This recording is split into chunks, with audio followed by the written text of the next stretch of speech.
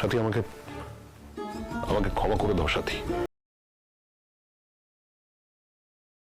আজকের পর্বে এক মুহূর্তে ভেঙে পড়ে মুখোশ, উন্মোচিত হয় লুকিয়ে রাখা সত্য, আর এক ছাদের নিচে দাঁড়িয়ে থাকা দুই পরিবার হঠাৎ করেই পড়ে যায় ভয়ঙ্কর টানাপড়নের মুখে। ভালোবাসা, বিশ্বাস আর সম্পর্ক সব কিছুর মাঝখানে দাঁড়িয়ে আজ সবচেয়ে বড় প্রশ্ন, সত্য লুকিয়ে রাখার শাস্তি কাকে দিতে হবে? পর্বের শুরুতেই আমরা দেখি মৌলিদের বাড়ির ড্রয়িং রুমে সবাই উপস্থিত। এমনই এক গম্ভীর পরিবেশে অন্তরা আর্য, নয়নতারা ও শিবনাথ রায়কে প্রণাম করতে এগিয়ে যেতেই শিবনাথ রায় হঠাৎ প্রশ্ন ছুড়ে দেন, শুধু নিজের নাম জানলেই তো হয় না, বংশ পরিচয় জানতে হয়। বলো তো অন্তরা, তোমার বাবার নাম কি? এক মুহূর্তের নীরবতা ভেঙে অন্তরা নির্দ্বিধায় বলে, তাপস চ্যাটার্জি। আমার বাবা একজন বিজনেসম্যান। এই নাম আর পরিচয় শুনেই ড্রয়িং রুমে উপস্থিত সবার মুখে বিস্ময়ের ছায়া নেমে আসে। নয়নতারা হালকা হাসিতে বলে, নাম, পেশা সবকিছু কি সুন্দরভাবে মিলে গেল, এত কোইন্সিডেন্স হয় নাকি? এই কথায় বিনাকি তৎক্ষণাৎ পাল্টা দেয়, পৃথিবীতে একই রকম দেখতে ৭ জন মানুষ থাকে, নাম আর পেশা মিললে তাতে অবাক হবার কি আছে? অনিরুদ্ধও পরিস্থিতি সামাল দিতে বলে, তাপস চ্যাটার্জি নামটা খুব কমন, হয়তো কাকতালীয় মিল। অন্তরা, চল তাড়াতাড়ি এখান থেকে বেরোই। বাণীও অন্তরাকে ফিসফিস করে বলে, ঠাম্মিকে প্রণাম করে তাড়াতাড়ি চলো। কিন্তু তখনও কেউ জানে না এই নামটাই মুহূর্তের মধ্যে সব কিছু উল্টে দেবে। পরের দৃশ্যে দেখা যায়, তাপস উপরের ফ্ল্যাটে নিজের বাড়িতে ঢুকতে যেতেই অধরা তাকে দেখে ফেলে। বাবা বলে ডাক দিতেই তাপস ঘুরে দাগায়, আর সামনে অন্তরাকে দেখে সে পুরোপুরি ঘাবড়ে যায়। ভয় আর অস্বস্তিতে সে বলে ওঠে, কে বাবা? আমি কারোর বাবা নই। এই কথা শুনে অন্তরার জমে থাকা রাগ বিস্ফোরিত হয়। এত রাগ তোমার ওপর বাবা? নিজের মেয়েকে সবার সামনে অস্বীকার করছ? নয়নতারার সন্দেহ আরও ঘনীভূত হয়। নাম মিলল, এখন চেহারাও মিলছে, তাহলে তাপস কিভাবে তোমার বাবা হয় না? তাপস তখন নিজেকে বাঁচাতে ব্যস্ত হয়ে ঘরের ভেতরে ঢুকতে চাইলে অনিরুদ্ধ শক্ত কণ্ঠে তাকে থামিয়ে দেয়। বাবা, দাঁড়াও, আজ সত্যিটা স্বীকার করার সময় এসেছে। অন্তরা তোমার মেয়ে, আর তুমিই তার বাবা। এই কথাগুলো শুনে সাথী ছুটে এসে চিৎকার করে, অনিরুদ্ধ, তুই এসব কি বলছিস?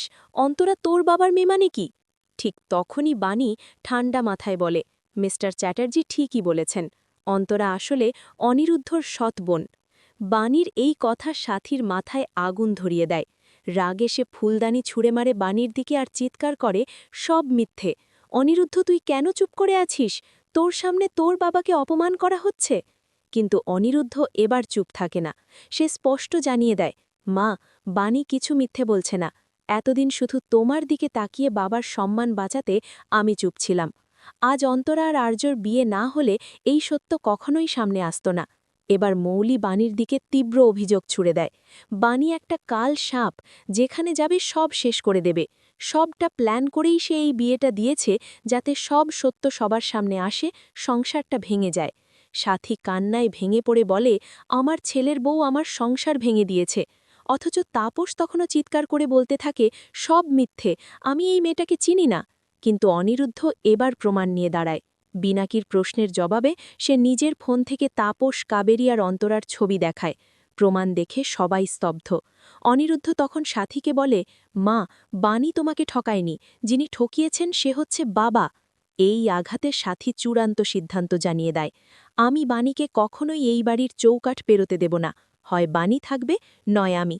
শেষ পর্যায়ে শিবনাথ রায় পরিস্থিতি সামাল দিতে বলেন, যেহেতু আমরা এখনও এক ছাদের নিচে থাকছি, একটা প্রস্তাব দিচ্ছি, এই বাড়ি থেকে যদি কাউকে বেরোতেই হয় সেটা তাপস, কারণ তার অন্য সংসার আছে, থাকার জায়গাও আছে। সাথী, তুমি কোথায় যাবে? এক এক করে সবাই ড্রয়িং রুম ছেড়ে চলে যায়। আর তাপস মনে মনে জ্বলতে থাকে, সবটা বাণীর প্ল্যান, সবার সামনে আমার মানসম্মান ধুলোই মিশিয়ে দিল। এরপর আমরা দেখি আর্যর বাড়িতে নতুন টানাপড়ন। আর্যর মা অভিযোগ করে বলে, আমাদের নিজেদেরই পেট চলে না, তার মধ্যে তুই আর একটা পেট জুটিয়েছিস।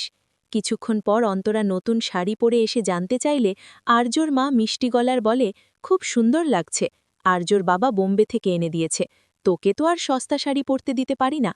অন্যদিকে অনিরুদ্ধদের বাড়িতে ডাক্তার এসে সাথীকে পরীক্ষা করে জানায়, ওনাকে একদম উত্তেজিত করবেন না, প্রেশার খুব বেড়ে গেছে। ভাগ্য ভালো বড় কিছু হয়নি। এরপর বাণী এক গ্লাস দুধ নিয়ে সাথীর কাছে গেলে সাথী অনিরুদ্ধকে বলে, এই মেয়েটাকে এখান থেকে চলে যেতে বল, আমি সহ্য করতে পারছি না। অনিরুদ্ধ বাধ্য হয়ে বাণীকে চলে যেতে বলে। বাণী চুপচাপ দুধ রেখে বেরিয়ে যায়।